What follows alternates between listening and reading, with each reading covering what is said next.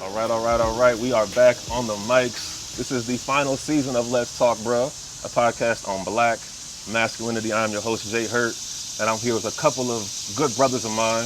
As you can see, we are out in nature. You can hear it. You can see it. This is no AI. This is real life nature. Shout out to New Brooklyn Farms, a hop, skip, and jump from DC. So I'll get into the why of this episode in a minute, but before we do that, I want to go down the line, introduce my brothers. These brothers have been with LTB from the book club to the Facebook group, from the podcast, day one in many instances. So without further ado, Brother Mike, you want to start us off? LTB veteran. LTB vet. Y'all seen him before. Y'all seen him going viral, by the way, a couple of years ago. So go ahead, bro. Appreciate it, man. Mike Williams, Assistant Professor of Education. I'm glad to be here, glad to share this space with everyone, glad to really feel natural and open at this time, so I'm happy for it. Yes, sir. Robert Randolph, teacher, writer, dad, and I'm just thankful to have this opportunity to close out this season and this podcast with you. Thank you. Hold on.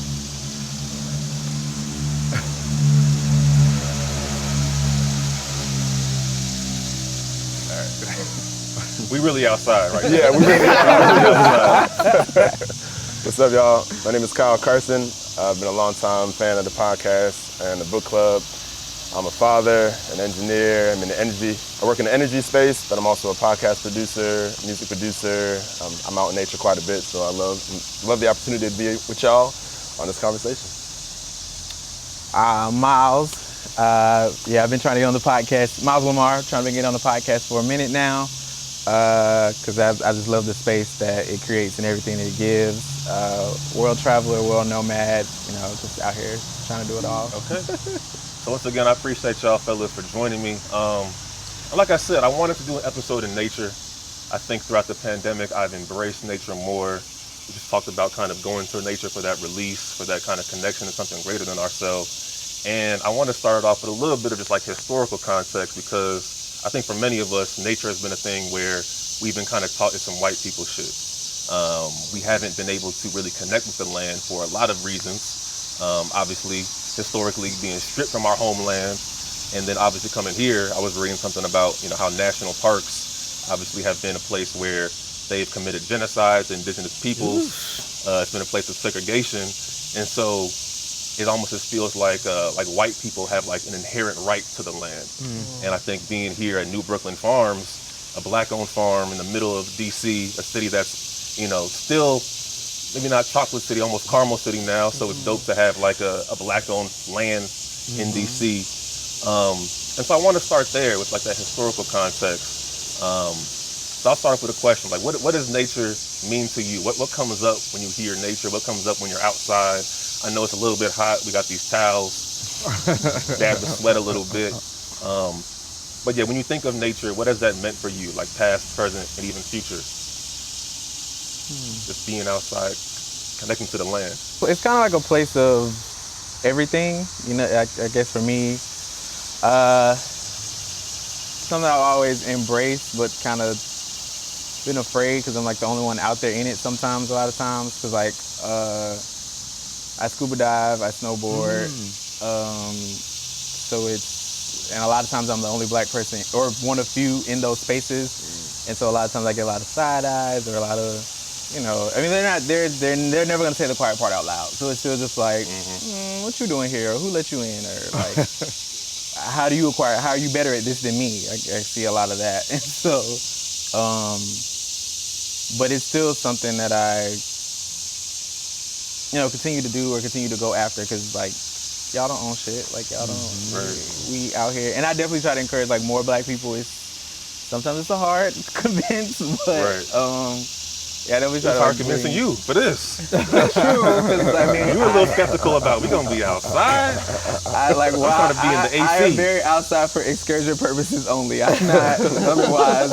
Why are we here? Like no. So yeah, it was difficult to get me on this particular episode, but see, even for LTB, it's hard to get brothers out here in nature, but we making it happen.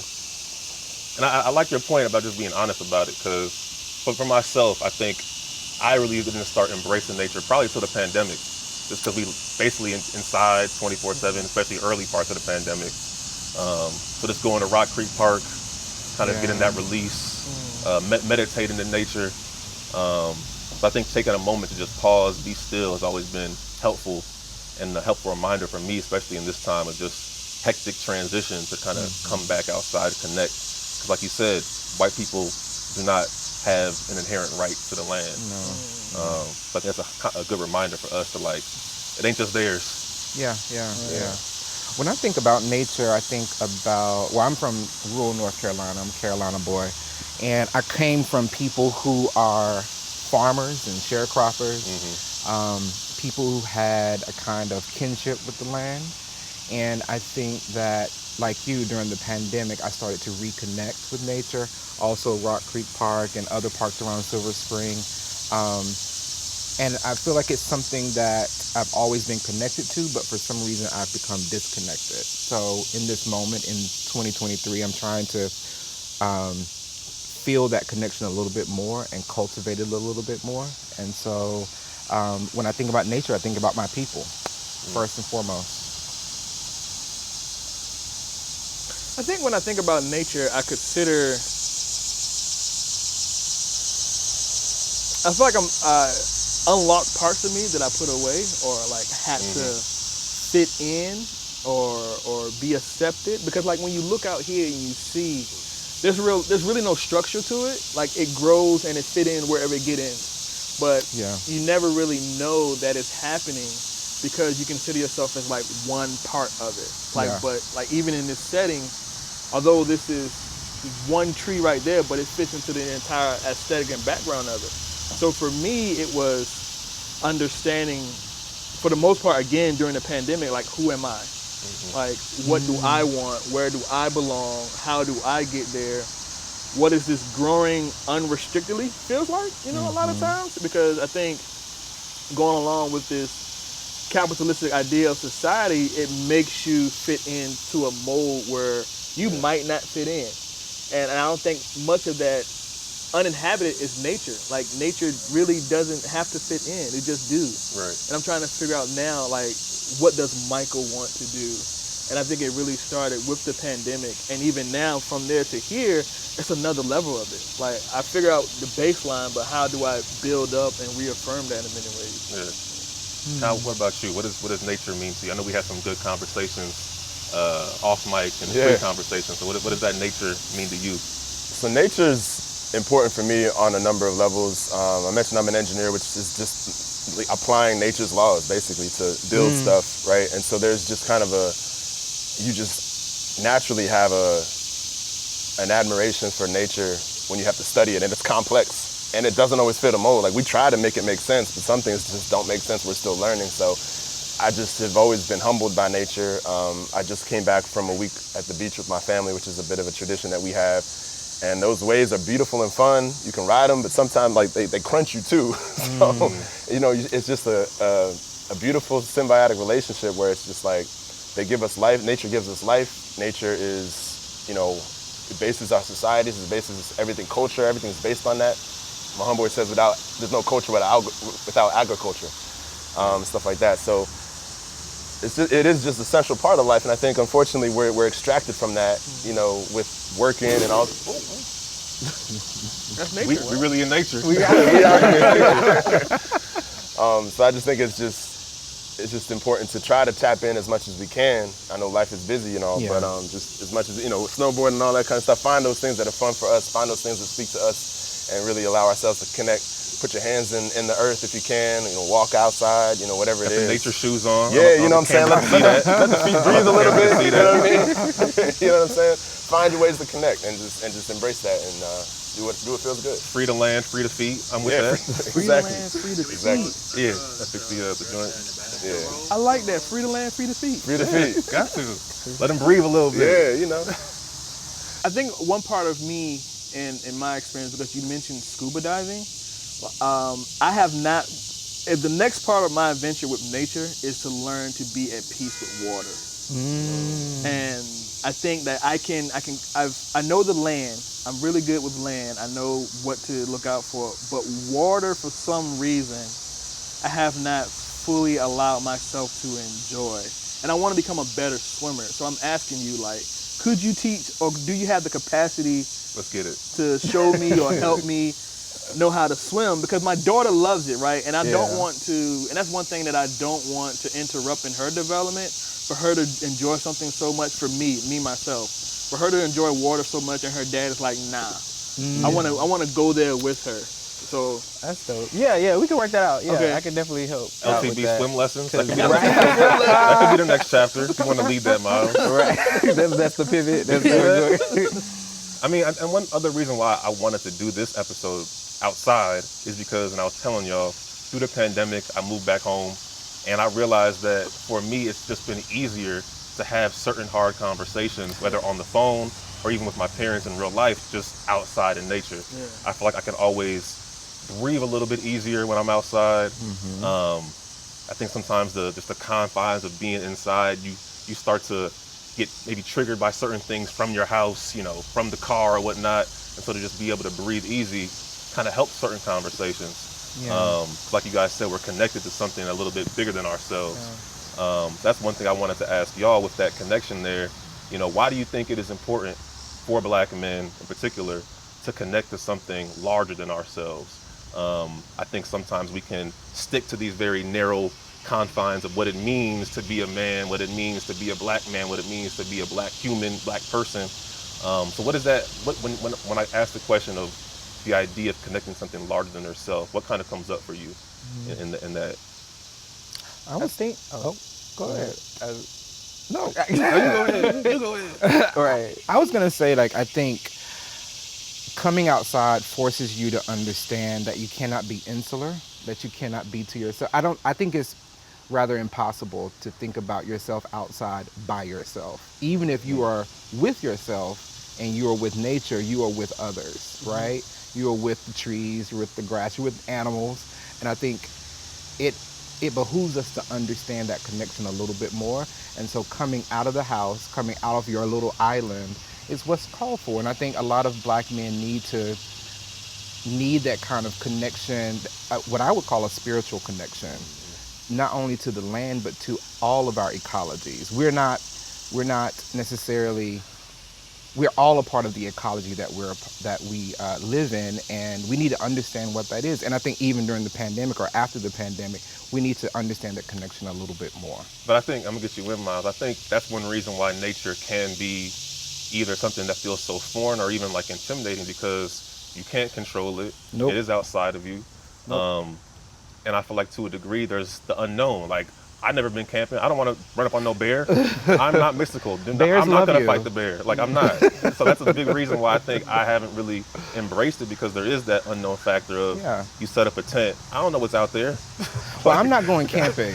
I'm not going camping. Make it known. I'm not going camping. I'll go but glamping. You'll go camping? I'll go glamping. Glamping. I'll go glamping. You might be onto something. What is I'm that? not going camping, but It's Glamorous camping. It's like Oh, glamorous. okay. Yeah. Okay. So, like, you have you're a really outside, nice tent. but you got the Yeah. outlet. Like the getaway houses, basically. Yeah. Kind of. Is that what it is? Getaway. Ish. Or something even more exclusive than that? No. It's just like Put us you have on, a Myles. really nice tent versus like a basic tent on the ground, and you got like access to food, or you're like camping at somewhere that's near like Facilities. facilities and stuff versus like in the depths of the woods. So you So have we got like scuba diving lessons. Glamping. You're gonna put us on to this Glamping. glamorous camping style lifestyle. Yeah. Okay. You was gonna say something about the nature part too. I was gonna say, to me, I think exposure is the key to life. So, and you don't know what you don't know. So I think like Black men, because we live in a world where we can only control so much. So I think like some of our gripe with nature is like how you were just saying, like, I don't know what's out there. So like, I'm not fucking with that. Cause like, I'm not dealing with that. I know what's in my house. Like I know what's in my area. And then like also access is really big. Like a lot of Black people don't have access to nature-y things. A lot of people, Black people live in inner cities, or if they do live in the rural areas, it's one of 10 Black families, or like out of 10 families, you only have one Black. So it's like they still don't necessarily want to go out per se, because it's still only like just them, and they don't have anyone else. Because I used to have a mantra of like, if I don't see at least 1.5 of the black people like I'm not doing it. So 1.5. It's safety 1.5. reasons. Like our home is our solitude. Our home is the place that we know for a fact. Yeah. Yeah. At least in most houses, hopefully, And it I is had a to safe, remove safe place. And so the idea of the unknown, it's like, wait a minute, I'm away from the unknown. That's why I want to be at the crib. Yeah. And so, yeah, I think that's a good point you make there. But I had to remove that. Oh, sorry. You go. I was just saying I had to remove that because it's like to speak to how we say like white people don't own everything. Like we belong in those spaces also, if not more than they do. Facts. I also think that there has to be an intention in your journey of being a black man, as well as an intention in going out to nature, because something that you said really sparked a connection piece. I think a lot of part about exploring your maleness and masculinity is the assumption that you're going to experience something by doing it. So for an example, you said if I go camping, I might encounter a bear.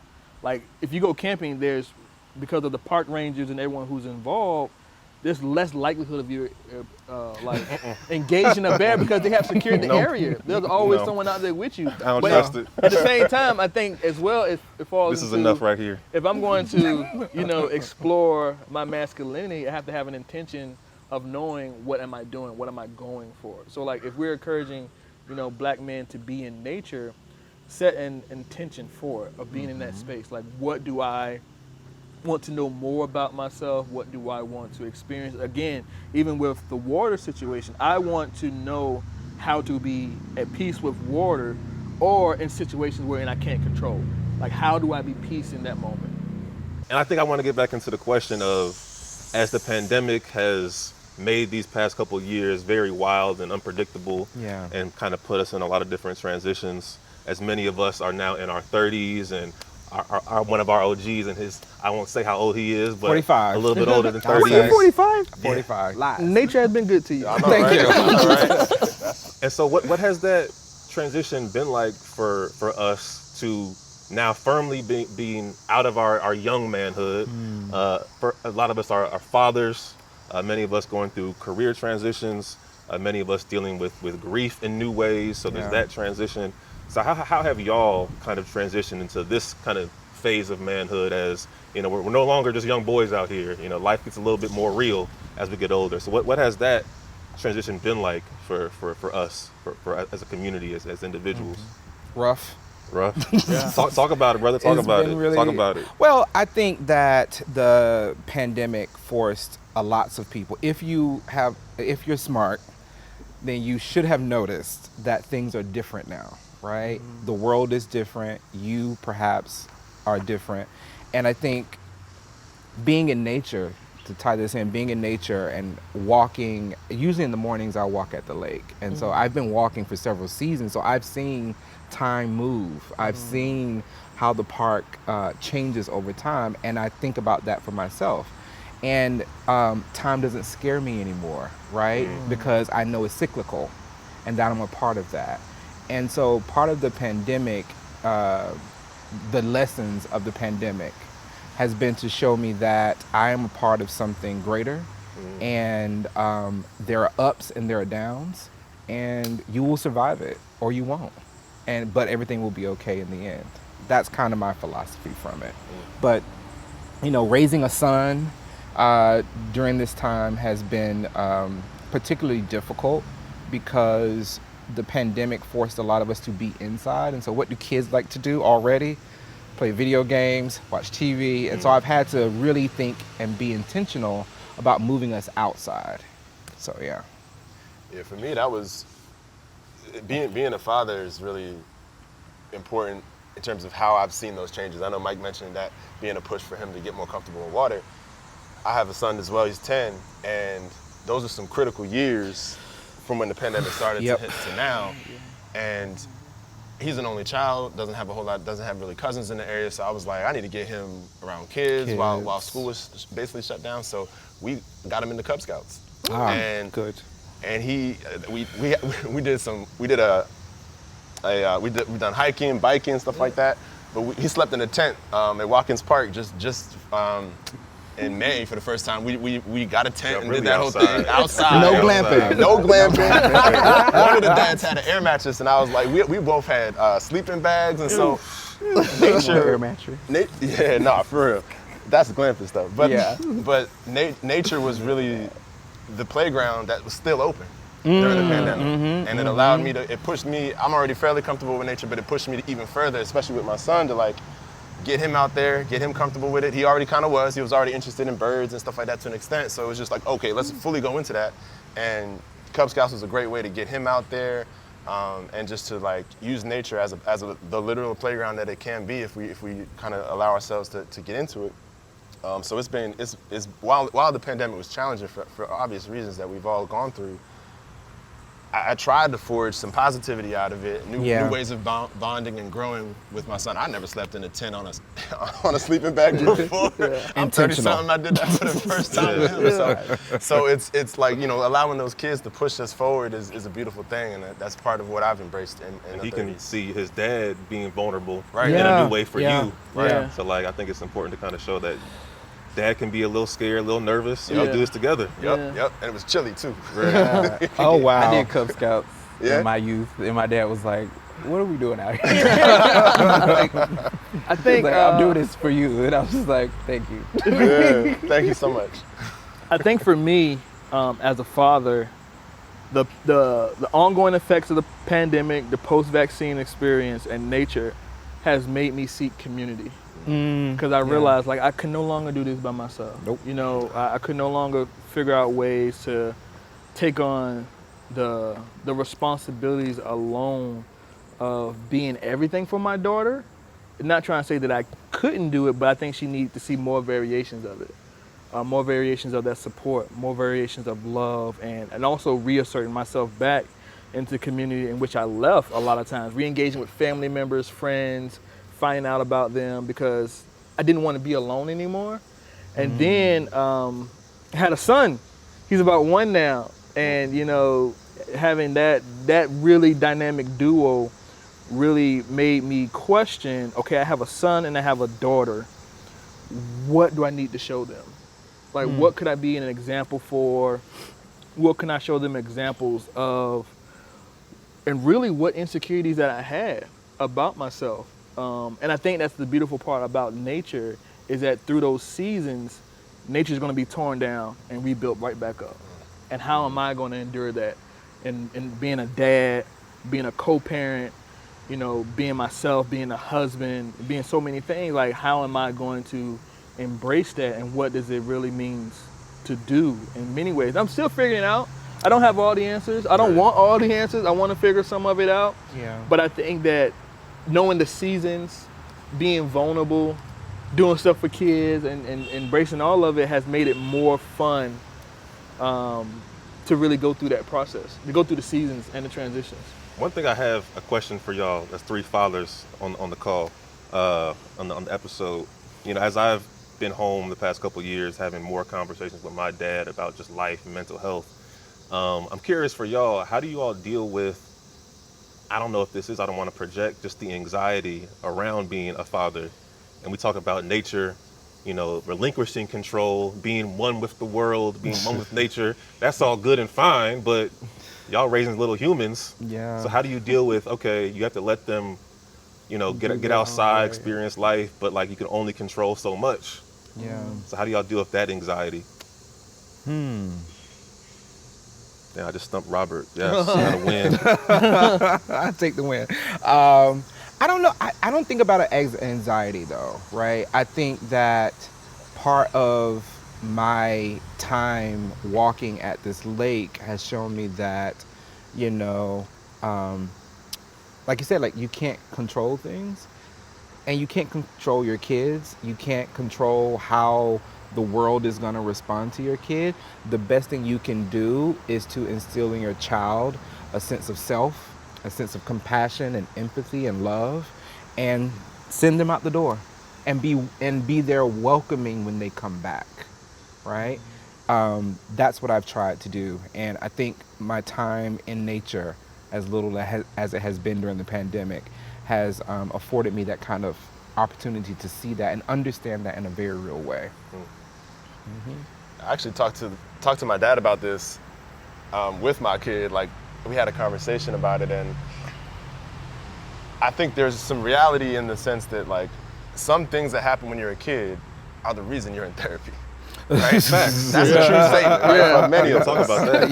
Yes, yes. And so with my dad, I was like, he was like, oh, well, most of the things that happen in life don't really matter because, you know, whatever. And I'm like, and he talked about like most moments as a dad are like droplets in a river. And it's like, and I'm like, yeah, that's true, but there's also banks to the river. Yeah. And I'm glad you don't feel anxiety with it. At times I felt anxiety with like, is this gonna be one of those moments where he's gonna be in therapy? He's gonna be like, Dad said this or didn't say this, and so I think I've tried to get to the point where of reducing that anxiety, just doing the best I can.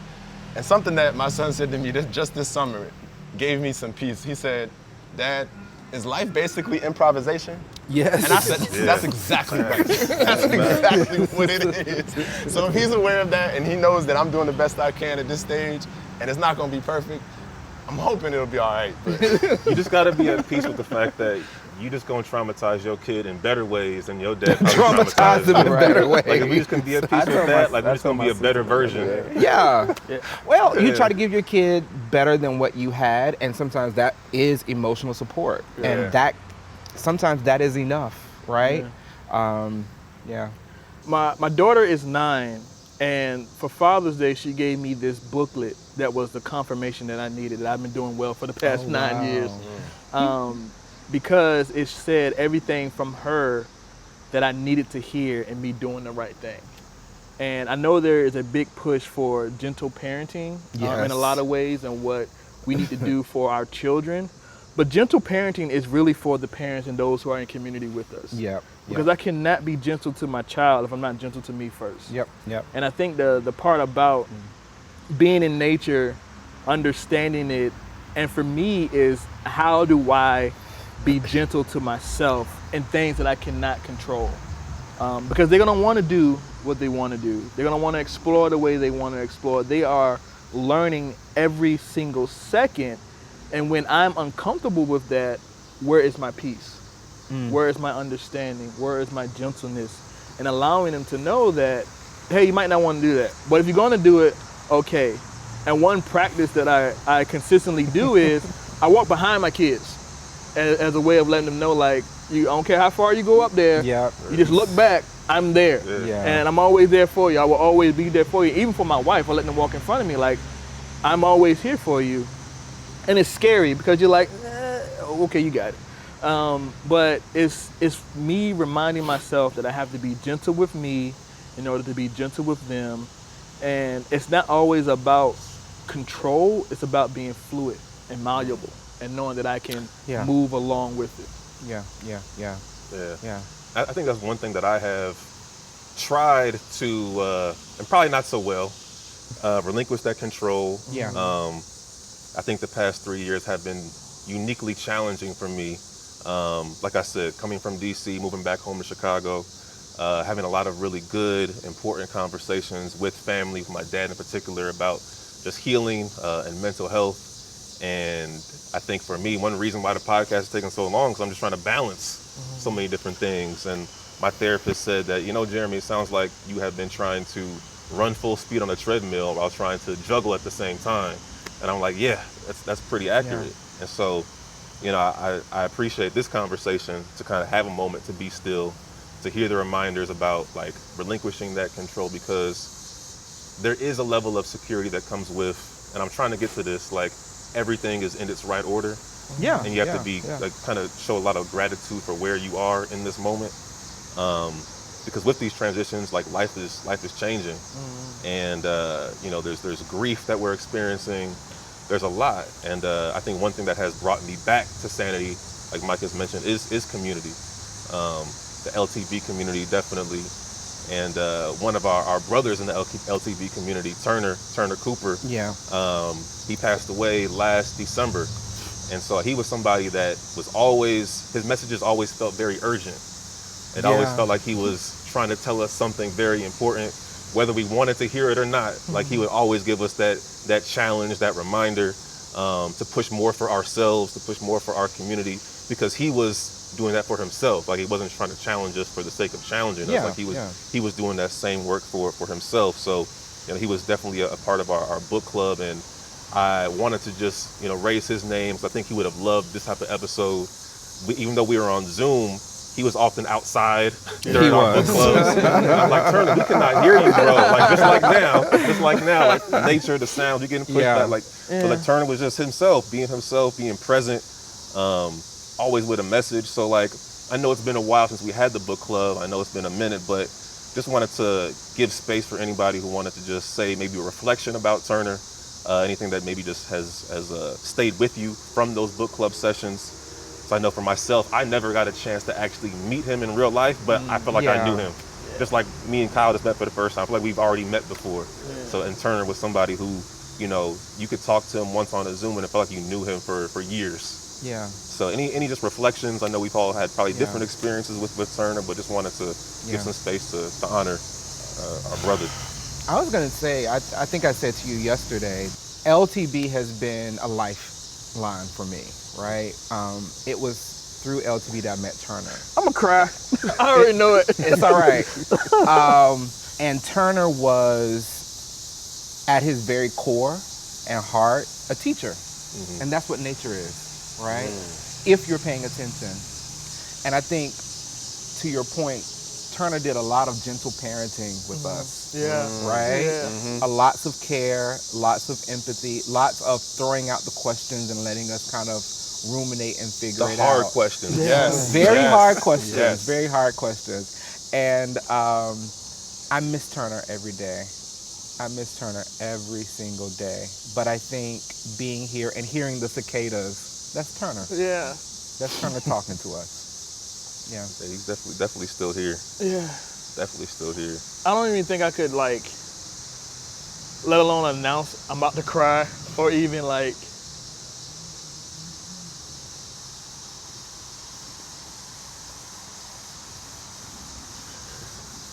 I feel you, bro. I feel you, bro. I never had the chance to tell him how much he really meant to me. Yeah. And I think that's what hurts the most, is that I never had the chance to tell him, in all our conversations, how much he meant to me.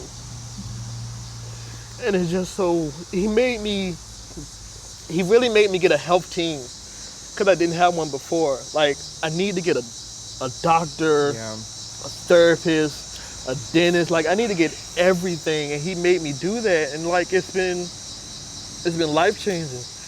And I knew this was gonna be difficult for me, because he was just there, and it happened so random, and I just want to say thank you.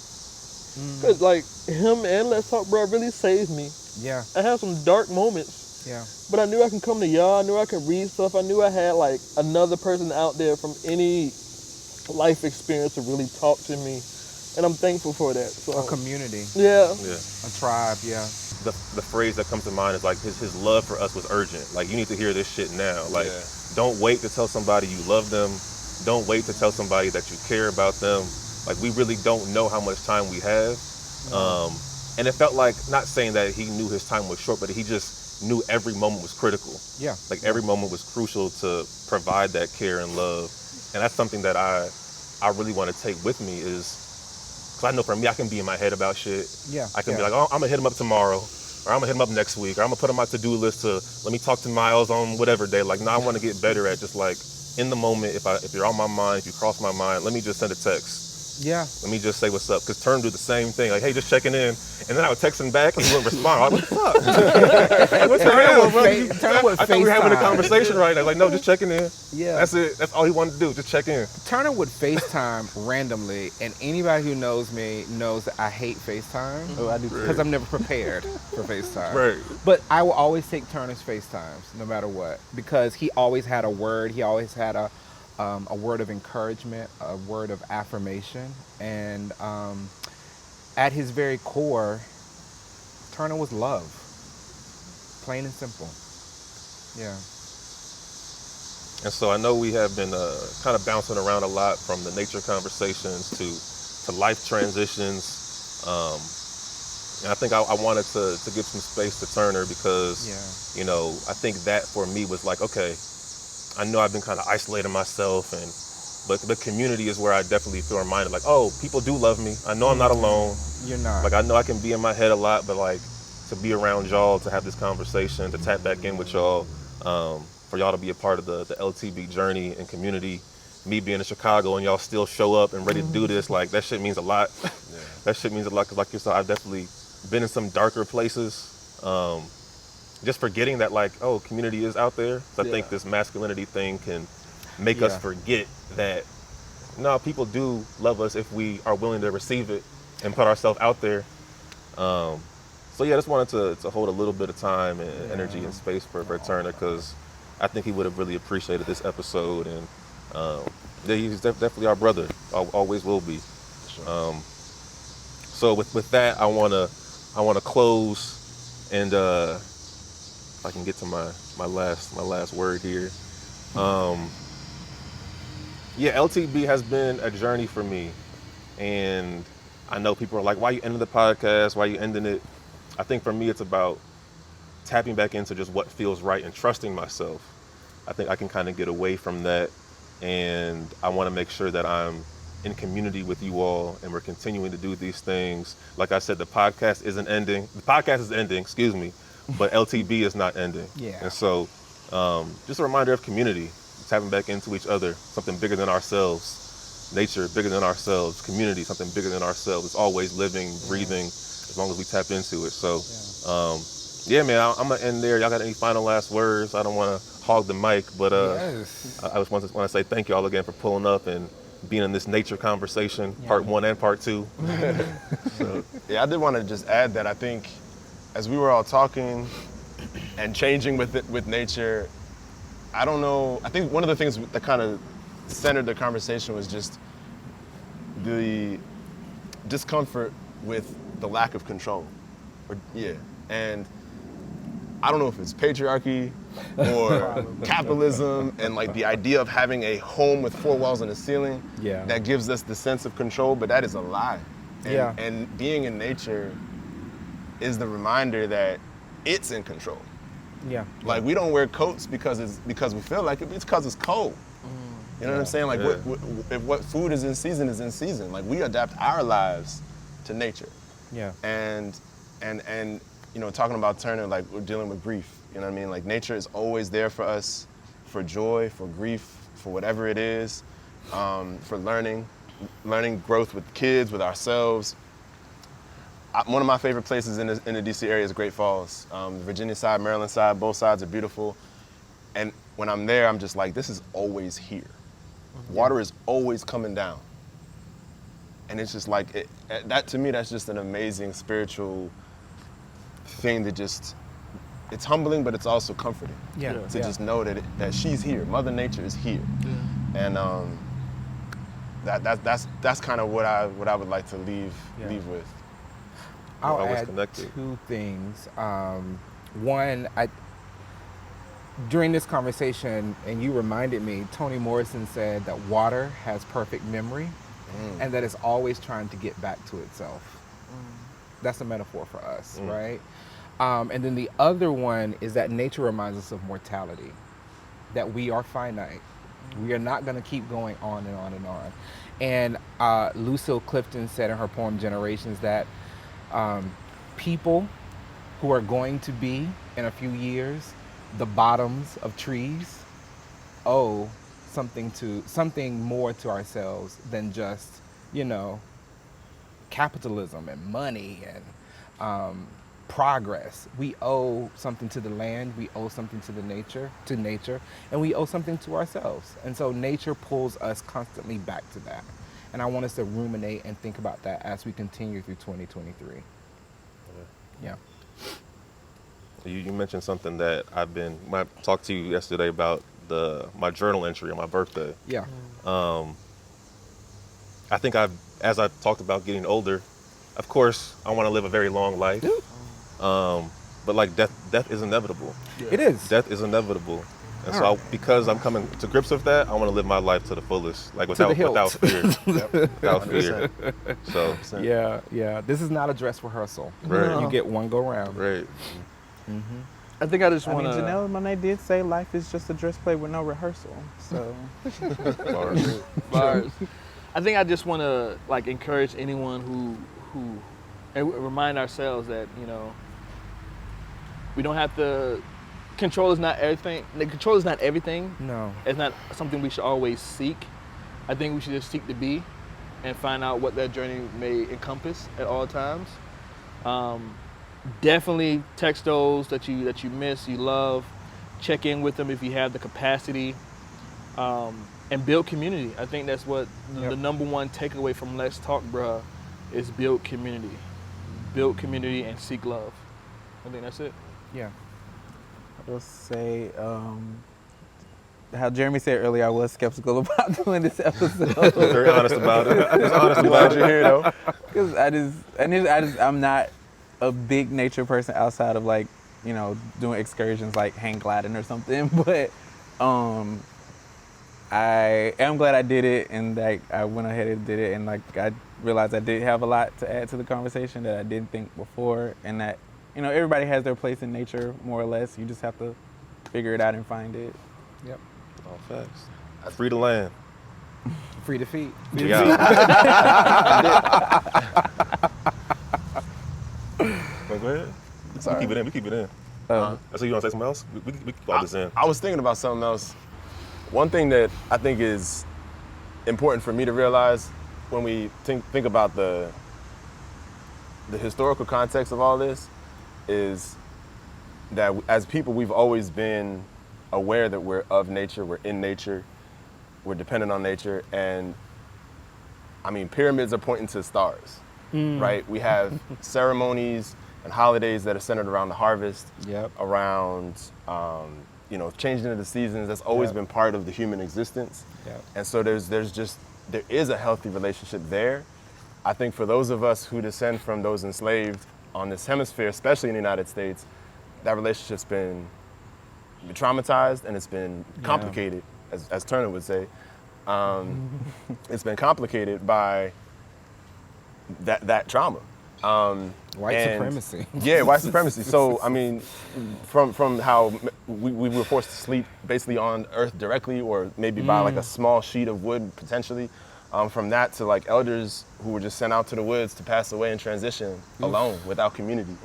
And so there's real trauma that we're all recovering from today, now, and any effort that we make, even just being here recording outside, or just anything we do to get back into nature and rebuild that healthy relationship.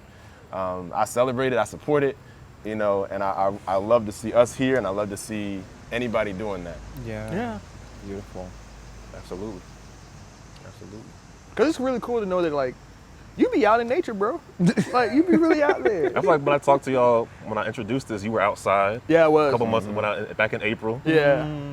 I was. I heard the birds chirping in the back. I'm like, he's really outside as I'm talking to him. I work outside all the time. I think I was on a Really? walk. Yeah, or something.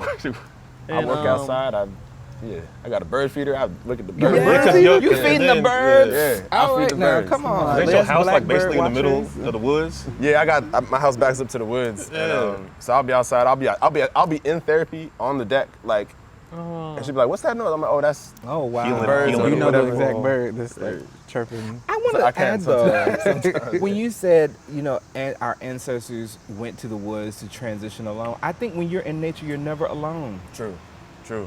Yeah, I think we're always, if you have that kind of, we're Connected to always, because we come from Earth and we're going to go back, right? So then we are never alone. That's true. That is very true. It was done as a cruelty though. Like they, Oh, yeah, like, absolutely. the masses were doing it. Absolutely. But Good I time. bet our elders like found the truth and the beauty Some way to stand somehow. Because I mean, we are the descendants. We of would all not have that. survived if they did not. Right. Yeah. I always remind my students, like, we are of the smartest and the strongest because we survived. Yeah. Right. Our ancestors It's survived. literally in our DNA. Yeah, it's in our DNA. It's in nature. Nature is resilient. Resilient, absolutely. Yes, because the earth will go on, we won't. All these natural disasters. Right. Yeah. Yeah. She'll be here. Yeah. I don't know. We might not have a globe by 2030. I mean, Well, I mean, global warming. Climate change is not civilizations on our rise and side. civilizations fall. That's the mystery part of nature. We'll see, because these Chicago winters ain't been as bad. I'm happy, but I'm also scared. But you're also because- like, Yeah, oh right, shit, right. like Chicago's not cold. No, they did some Or like part of the Antarctic hurricanes and just melted tornadoes a few weeks ago. In a LA. few days ago. in LA and like Yeah, the weather, the planet is The Maui shifting. If weather. you have not noticed that, you need to wake up. The A set of orcas know penguins something. just died. The in who? Arctic. The orcas. Or they were They know reproducing something. enough. The orcas know But something. like, I'm not an expert on animals, but like they receive like signals before Yeah. we do Oh, to yeah. travel south for the Yeah, winter yeah, and whatnot. yeah. They be knowing. That's true. Yeah. That's I'm true. gonna start traveling Sometimes, south. yeah, for the most winter. times they do. And that's another thing, as we were talking about that too, another thing that came to mind was the fact that we've always been fighting to get back into nature. Like in this country, we've been fighting to get access to natural parks, to swimming pools. Yeah. White people try to keep us away from that because they don't want us seeing some white girl at a pool, at a beach. Like it's sick how much white supremacy has permeated and hindered our relationship with nature, even though we've been trying to get back, you know? Yeah. And so we should just be comforted and strengthened by the fact that we stand on the shoulders of those who have been fighting for us to have spaces like this, farms, and farms. access Black to nature farms. spaces, Yes, ability to black swim and farms. scuba diving and all that kind of stuff. Like, yeah, do that. We Yeah. fought for it. Yeah. Skydiving. Right. LTB skydiving. Oh yeah. I'm down. I do I'm that. trying to live a long life. Let's do it. Skydiving. Let's do it. Let's do it. I'll meet y'all on the It's so ground. dope. I'ma just. So dope. What's up, You gonna be y'all? down- you gonna meet us at the ground? We'll have the cameras set up. So what Skydiving would is you do, dope. man? Like Whitewater you're not rafting, gonna camp. Not here. You're not gonna I did- scuba. I might camp a little bit. Glamp. Yeah, Go in camp. Tennessee. I guess the getaway in house. I'll Zambia. do that. Yeah. I don't want to be around no bears though. What is up with you and bears? Right. What is up with you and bears? I can only the protect bear scenes myself for hurt so you? much. Like, what happened? I can only Did protect you watch myself. Cocaine Bear? I didn't, but I heard No. about it. I heard about that. He's not watching it. right. No. But no, I do. It I wants nothing do. to do with it. I would camp though. I would. I'm playing. I would though. Watkins Park. Sound though. real It's skeptical. It's real easy. Watkins Park, this I'll facility. let y'all do it close first, by. and I'll come back the next weekend. Like, oh, yeah, it was safe. Okay, Not I'll the be back. test. I'll be You can back still for test that people round out. two. But I feel like a lot of us are embracing nature more. Like, Yeah. shout out to Boys in the Wood. They're a Yeah. black Oh, yeah, black they're- men's group, I- hiking group. Yeah. Okay. I haven't got to Across go the to that country. stuff, but I hear And I feel like I see on my IG like a new black and nature group pop up. I feel like they're just a lot of us are starting to reconnect more with the land. Because Yeah. we've had to, Yeah. right? We've Yeah. had to again, the pandemic forced us to look more inward Yeah. Right. in order to understand where we are and how we're connecting. And so I think, to your point, since the pandemic, a lot of these groups have popped up because people have started to understand that we cannot be to ourselves, that we Yeah. cannot be insular. Right. We have to go out. And in order to have community, you must go out. Yeah. I think it's also a thing of like we have to create our own ways too, because like it's not like they're welcoming with open arms Right. to like No. the parks and like the different No. excursions and activities. And I don't know if I would trust any white people inviting me out. That could that be a setup. too. There's So also we that. go. We have reasons got- to. so that could be a right. setup. Listen, We there's a definitely have narrative reasons. about... I might get sold back. No, I'm not ready. no. Yeah. No, wasn't that a movie? Yeah. A movie that came out I'm not with trying to get people. sold back into slavery. I'm not ready for that. But there was a, I mean, I saw a Toy Is Slave, he story. did get sold back into it. I saw a story a few weeks ago about a black guy. I think he was in Alabama, and he was like, or maybe Mississippi, and Doesn't sound right. he was out in the woods being chased by white people, and Yeah, that was Ahmaud Arbery. a lot of people, right? A lot of people have been lynched from trees in nature. So we have a complicated, traumatized relationship with nature. With nature. And that's not permission to shy away, that's permission to lean in, right? Yeah. And lean in with understanding. And lean in with understanding. Yeah. I think about the community and the healing and how both of those cannot happen in silos. Right. Right. So that's a reminder too. So we're gonna get this LTV camping. I'll tap in. Yeah. I'll tap in for that. That might be the next. We can make that happen. That might be Hey, the next Because I know, pivot. like, We let's can get out hike and to really Great do Falls. stuff. We can do a bike ride. We Yeah. can, You got your event Honestly, coordinator I'll right be here. down for that. I'll be down for that. I would do a hike. We can do that. I would do a hike, a biking. Yeah. All right. And you wanna do a bike skydiving. ride? Sure. See, now Myles gonna be the one that's harking events. I'm with it. I can do it. I'm gonna talk shit during, but I'll do it. Right. We could whitewater raft up by Harper's Ferry. Nah, I'll do that. Yeah, Okay, yeah. That's what we're doing. Trying all this adventurous shit. I love whitewater rafting. Yeah. Wow. I mean, it's hard, but it's fun. I've never done it. See, he be doing stuff I be wanting to do. So let's do it. Scuba diving, skydiving. Skydiving's all this fun diving. too. No, I'm good. Paragliding. I like being on land. I like being on land. I like water and the ocean. I don't want to be in it. But see, like when you're coming down into, like you see it all, like Have you paragliding. you've been skydiving, right? Yeah, twice. Yeah. Wait, skydiving, paragliding, parasailing, hang gliding, scuba It's dive. all the extreme sports. Would you have been on whitewater the, rafting? And you would do it all again. Yeah. Would you have been on the submarine, the submersible, going to? Not at all. Not at all. I would, as soon as I saw no windows and the Xbox controller, I would have been out. And the Xbox controller. That's right. You know, And the 40 inch Redman screen is TV. he's a official skydiver. Who's that? Redman, Method Man and Redman? Redman, yeah. Oh, for real? wow. Yeah. That's what's up. Yeah, I see, didn't I know think that. that's like that's the part because I think this past Y'all can go. Summer. Y'all can do that. Y'all can go. earlier he did I he support completed y'all his in the requirements skydiving wishes. for his diving. I think that like what I'm hopeful that we take away from this conversation is that we become older black men that do stuff and be because yeah. like I remember, you know, the men that I grew up with, they didn't do half this stuff of what we're talking about. They literally just went to work, Yo. ate, and took care of the family.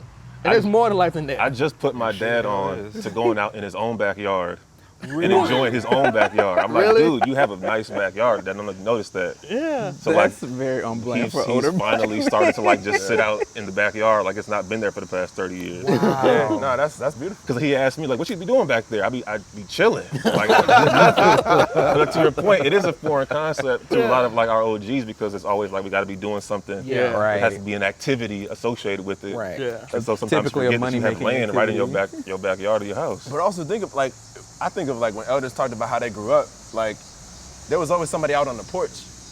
Porch sitters. You know what I'm Right, saying? right, Like, right. you're out on the Right. porch, out on the True. stoop. Like people outside is part of that community, and I feel like we part of keep- our culture. You know, that's Right. definitely part That's of it. real. So That's real. yeah, and one thing that hit me, I was like, I got a deck, but it's in the back.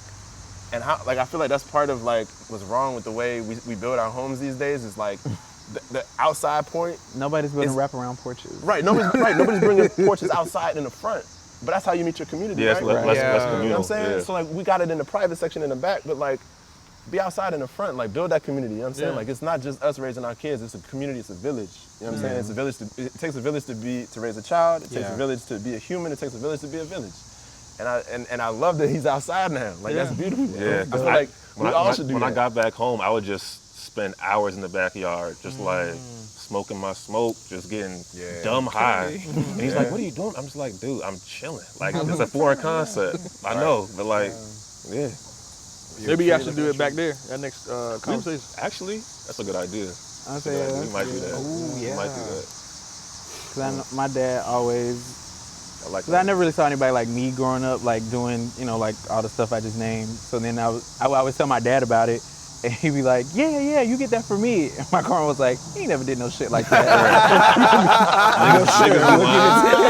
It's a sense of adventure. Right? She was like, maybe he wanted to, he just didn't say nothing. And then now that you doing Right, it, now like that you- he's doing it. But you know, about fathers, we do sometimes because we are giving things to our things and emotions and well-being to our children that we didn't have. We live vicariously through them. So I think he is perhaps living. Like maybe he wanted to go skydiving or scuba diving and never did. You think he'll go with you? It depends on the activity, but